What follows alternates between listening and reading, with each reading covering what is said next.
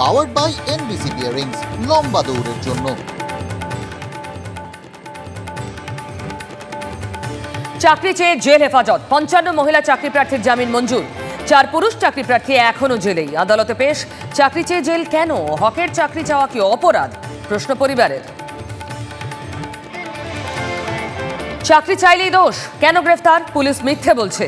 ছেলে পুলিশকে মারতে পারে না, দাবি ধৃত চাকরি প্রার্থী দেবব্রত সিং মহাপাত্রের মায়ের।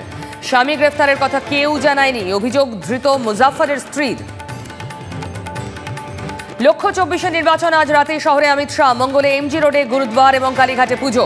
রাতে নিউ টাউনের হোটেলে রাজ্য বিজেপি নেতৃত্বের সঙ্গে রণকৌশল বৈঠক। পরে যাবেন কলকাতা ন্যাশনাল লাইব্রেরি।